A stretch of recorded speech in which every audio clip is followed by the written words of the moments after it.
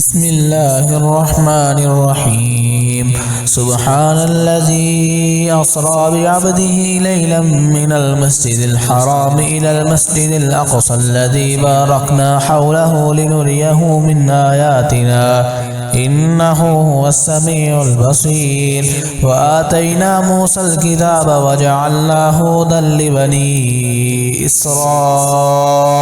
ألا تتخذوا من دوني وكيلا ذرية من حملنا مع نوح إنه كان عبدا شكورا. وقضينا إلى بني إسرائيل في الكتاب لتفسدن في الأرض مرتين ولتعلن علوا كبيرا. فإذا جاء وعد أولاهما بعثنا عليكم عبادا لنا أولي بأس شديد فجاسوا خلال الديار وكان وعدا مفعولا. ثم رددنا لكم الكرة عليهم وأمددناكم بأموال وبنين وجعلناكم أكثر نفيرا. إن أحسنتم أحسنتم لأنفسكم وإن أسأتم فلها. فإذا جاء وعد الآخرة ليسوءوا وجوهكم وليدخلوا المسجد كما دخلوه أول مرة وليتبروا ما علوا تتبيرا. عسى ربكم أن يرحمكم وإن عدتم عدنا وجعلنا جهنم للكافرين حسيرا. إن هذا القرآن يهدي للتي هي أقوم ويبشر المؤمنين الذين يعملون الصالحات أن لهم أجرا كبيرا وأن الذين لا يؤمنون بالآخرة أعتدنا لهم عذابا أليما. ويدعو الإنسان بالشر دعاءه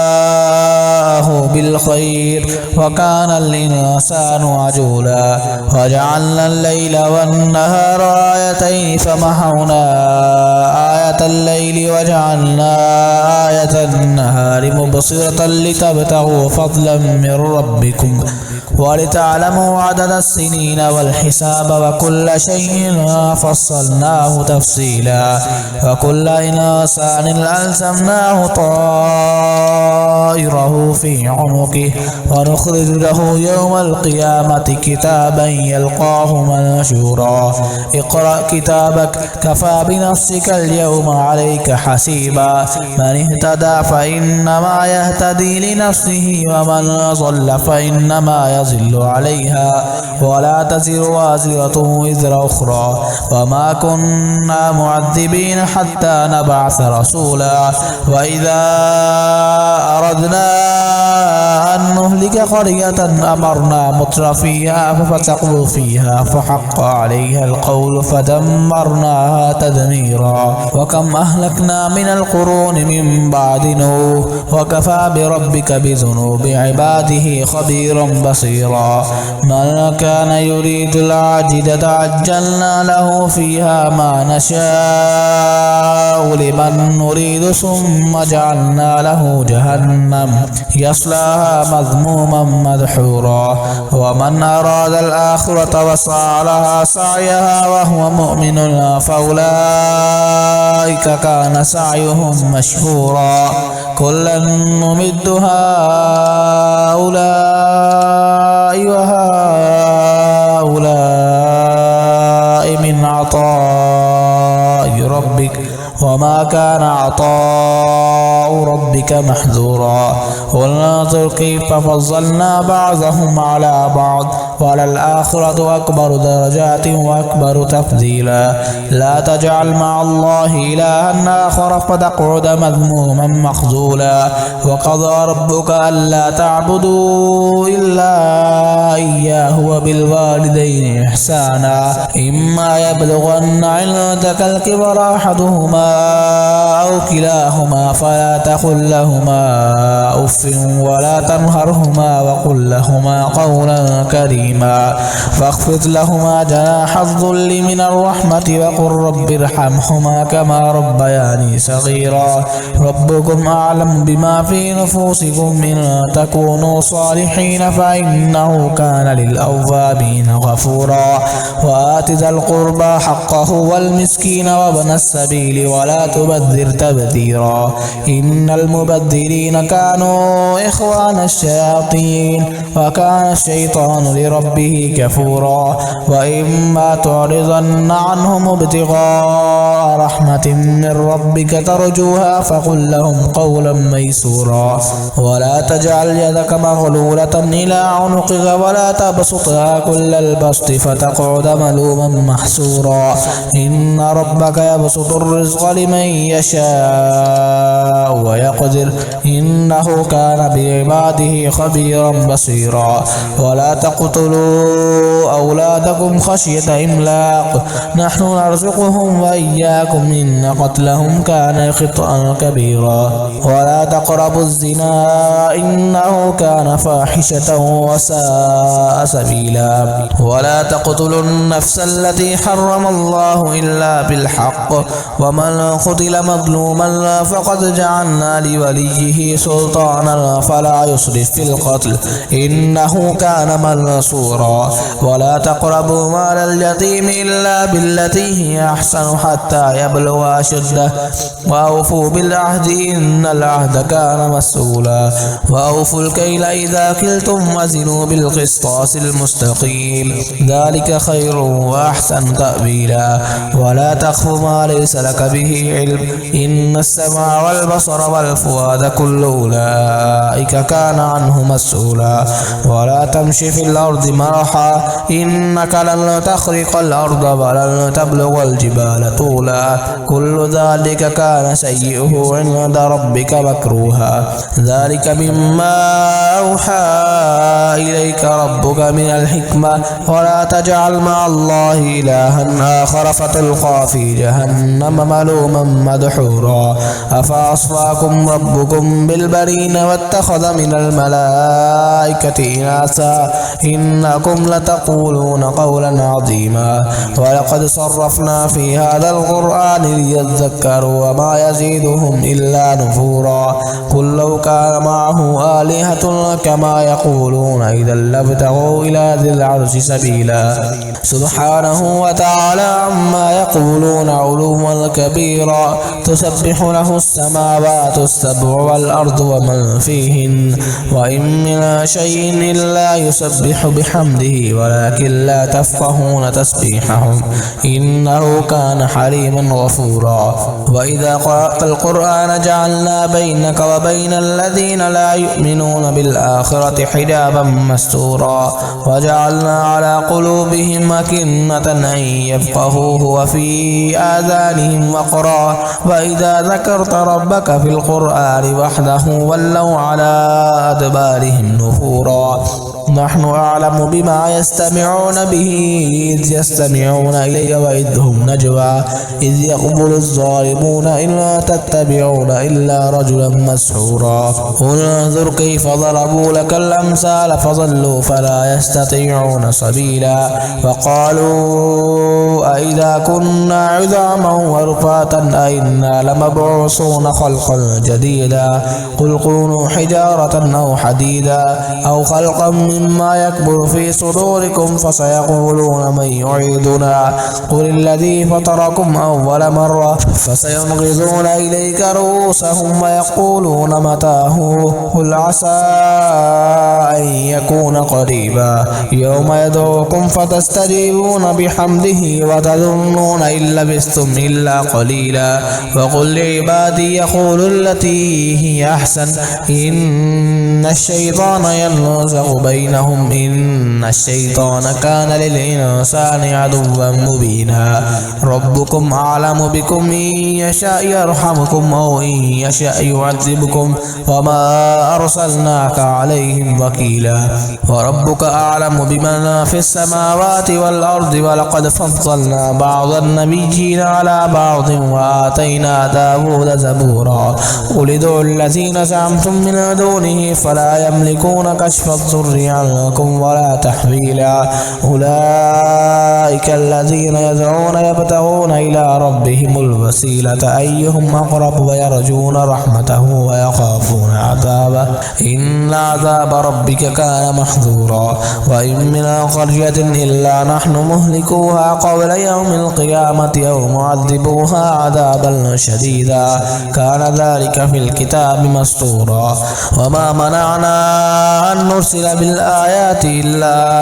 أن كذب بها الأولون وآتينا ثمود الناقة مبصرة فظلموا بها وما نرسل بالآيات إلا تخفيفا وإذ قلنا لك إن ربك أحاط بالناس وما جعلنا الرؤيا التي أريناك إلا فتنة للناس والشجرة الملعونة في القرآن ونخففهم فما يزيدهم إلا طغيانا كبيرا وإذ قلنا للملائكة اسجدوا لآدم فسجدوا إلا إبليس قال أسجد لمن خلقت طينا قال أرأيتك هذا الذي كرمت علي لئن أخرتني إلى يوم القيامة لأحتركن ذريته إلا قليلا قال اذهب فمن تبعك منهم فإن جهنم جزاؤكم جزاء موفورا واستفزز من استطعت منهم بصوتك واجلب عليهم بخيلك ورجلك وشاركهم في الأموال والأولاد وعدهم وما يعدهم الشيطان إلا غرورا إن عبادي ليس لك عليهم سلطان وكفى بربك وكيلا ربكم الذي يزجي لكم الفلك في البحر لتبتغوا من فضله إنه كان بكم رحيما وإذا مسكم الضر في البحر ضل من تدعون إلا إياه فلما نجاكم إلى البر أعرضتم وكان الإنسان كفورا أفأمنتم أن يخسف بكم جانب البر أو يرسل عليكم حاصبا ثم لا تجدوا لكم وكيلا أم أمنتم أن يعيدكم فيه تارة أخرى فيرسل عليكم قاصفا من الريح فيغرقكم بما كفرتم ثم لا تجدوا لكم علينا به تبيعا ولقد كرمنا بني آدم وحملناهم في البر والبحر ورزقناهم من الطيبات وفضلناهم على كثير ممن خلقنا تفضيلا يوم ندعو كل أناس بإمامهم فمن أوتي كتابه بيمينه فأولئك يقرؤون كتابهم ولا يظلمون فتيلا ومن كان في هذه أعمى فهو في الآخرة أعمى وأضل سبيلا وإن كادوا ليفتنونك عن الذي أوحينا إليك لتفتري علينا غيره وإذا لاتخذوك خليلا ولولا أن ثبتناك لقد كدت تركن إليهم شيئا قليلا إذا لأذقناك ضعف الحياة وضعف الممات ثم لا تجد لك علينا نصيرا وإن كادوا ليستفزونك من الأرض ليخرجوك منها وإذا لا يلبسون خلافك إلا قليلا سنة من قد أرسلنا قبلك من رسلنا ولا تجد لسنتنا تحويلا أقم الصلاة لدلوك الشمس إلى غسق الليل وقرآن الفجر إن قرآن الفجر كان مشهودا ومن الليل فتهجت به نافلة لك عسى أن يبعثك ربك مقاما محمودا وقل ربي أدخلني مدخل صدق وأخرجني مخرج صدق واجعل لي من لدنك سلطانا نصيرا فقل جاء الحق وزهق الباطل إن الباطل كان زهوقا وننزل من القرآن ما هو شفاء وبلاء ورحمة للمؤمنين ولا يزد الظالمين إلا خسارا. وإذا أنعمنا على الإنسان أعرض ونأى بجانبه وإذا مسه الشر كان يئوسا. قل كل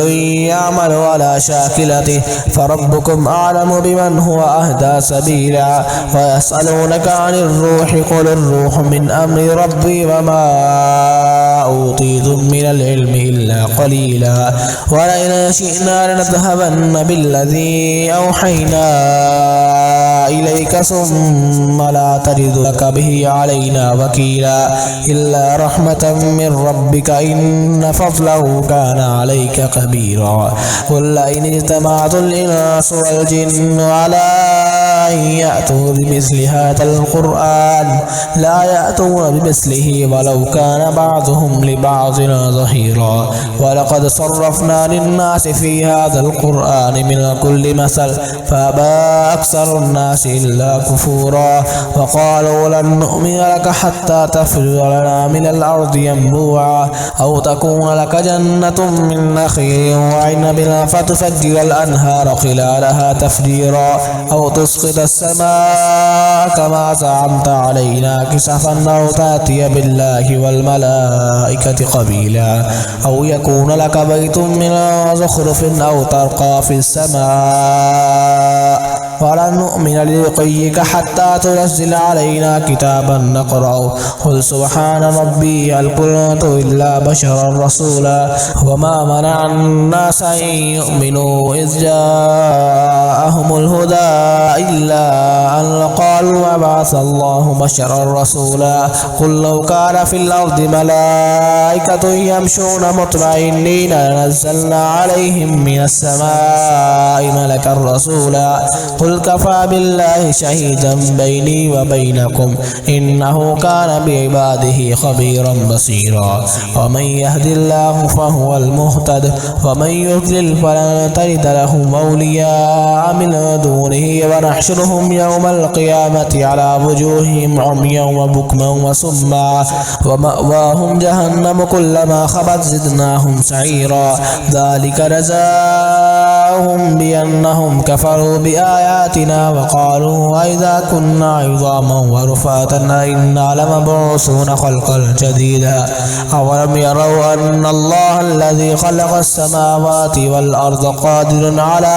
أن يخلق مثلهم وجعل لهم أجلا لا ريب فيه فأبى الظالمون إلا كفورا. قل لو أنتم تملكون خزائن رحمة ربي إذا لأمسكتم خشية الإنفاق وكان الإنسان خطورا. ولقد آتينا موسى 9 آيات بينات فاسأل بني إسرائيل إذ جاءهم فقال له فرعون إني لأظنك يا موسى مسحورا. قال لقد علمت ما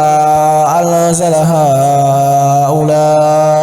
إلا رب السماوات والأرض بصائر وإني لأظنك يا فرعون مثبورا. فأراد أن يستفزهم من الأرض فأغرقناه ومن معه جميعا. وقلنا من بعده لبني إسرائيل اسكنوا الأرض فإذا جاء وعد الآخرة جئنا بكم لفيفا وبالحق أنزلناه وبالحق نزل وما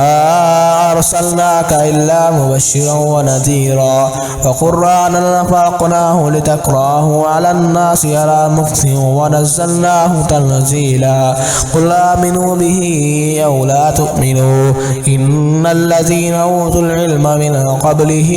إذا يتلى عليهم يخرون للأذقان سجدا ويقولون سبحان ربنا إن كان وعد ربنا لمفعولا ويخرون للأذقان يبكون ويزيدهم خشوعا. قل ادعوا الله وادعوا الرحمن أيما تدعوا فله الأسماء الحسنى ولا تجهر بصلاتك ولا تخافت بها وابتغ بين ذلك سبيلا. وقل الحمد لله الذي لم يتخذ ولدا ولم يكن له شريك في الملك ولم يكن له ولي من الذل وكبره تكبيرا. بسم الله الرحمن الرحيم الحمد لله الذي أنزل على عبده الكتاب ولم يجعل له عوجا قيما لينذر بأسا شديدا من لدنه ويبشر المؤمنين الذين يعملون الصالحات أن لهم أجرا حسنا ماكثين فيه أبدا وينذر الذين قالوا اتخذ الله ولدا ما لهم به من علم ولا لآبائهم كبرت كلمة تخرج من أفواههم إن يقولون إلا كذبا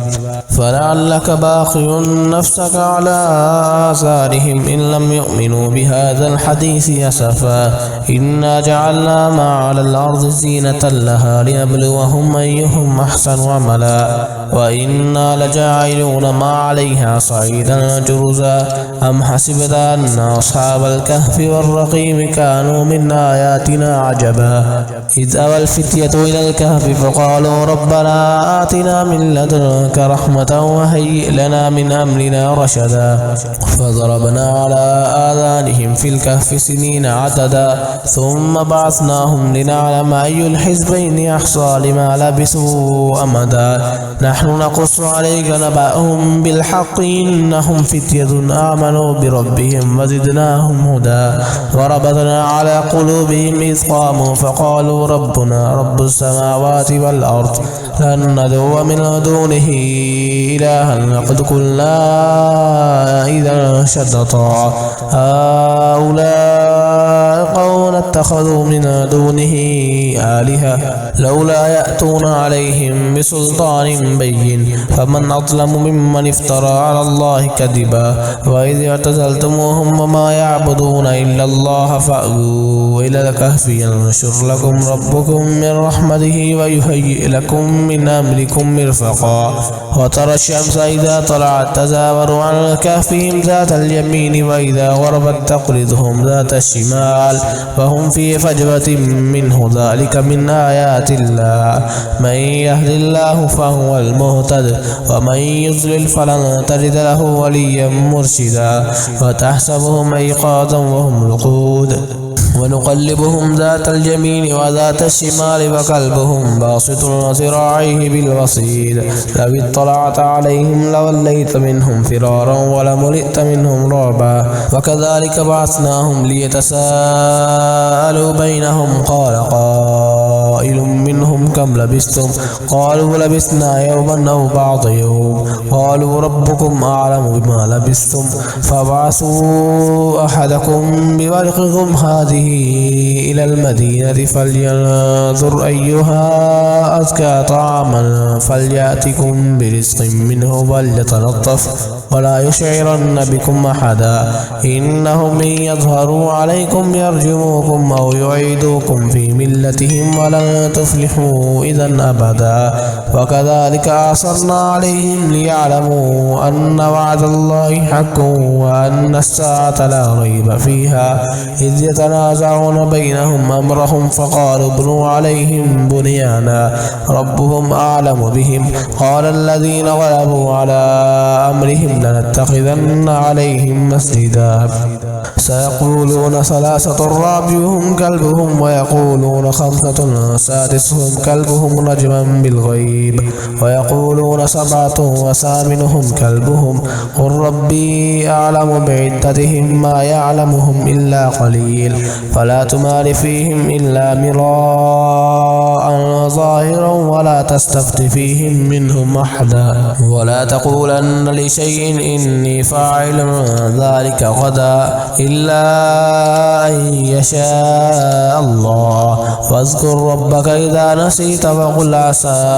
أن يهديني ربي ليقرب من هذا رشدا ولبثوا في كهفهم 300 سنين وازدادوا 9 قل الله أعلم بما لبثوا له غيب السماوات والأرض يبصر به واسمع ما لهم من دونه من ولي ولا يشرك في حكمه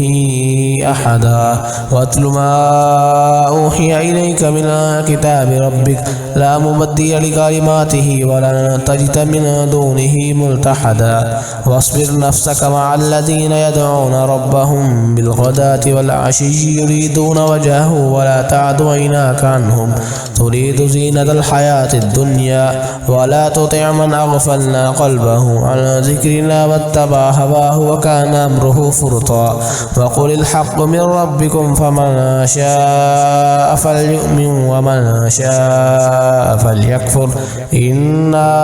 أعتدنا للظالمين نارا أحاط بهم سرادقها وإن يستغيثوا يغاثوا بماء كالمهل يشفي الوجوه بئس الشراب وساءت مرتفقا إن الذين آمنوا وعملوا الصالحات إنا لا نضيع أجر من أحسن عملا أولئك لهم جنات عدن تجري من تحتهم الأنهار يحلون فيها من أساور من ذهب ويلبسون ثيابا خضرا من سندس واستبرق متكئين فيها على الأرائك نعم الثواب حسنت مرتفقا واضرب لهم مثل الرجلين جعلنا لأحدهما جنتين من أعناب وحففناهما بنخل وجعلنا بينهما زرعا كلتا الجنتين آتت أكلها ولم تظلم منه شيئا وفجرنا خلالهما نهرا وكان له ثمر فلصاحبه وهو يحاوره أنا أكثر منك مالا وأعز نفرا ودخل جنته وهو ظالم لنفسه قال ما أظن أن تبيد هذه أبدا وما أظن الساعة قائمة ولئن رددت إلى ربي لأجدن خيرا منها منقلبا قال له صاحبه وهو يحاوره أكفرت بالذي خلقك من تراب ثم من نطفة ثم سواك رجلا لكن هو الله ربي ولا أشرك بربي أحدا ولولا إذ دخلت جنتك قلت ما شاء الله لا قوة إلا بالله إن ترني أنا أقل منك مالا وولدا فعسى ربي أن يؤتيني خيرا من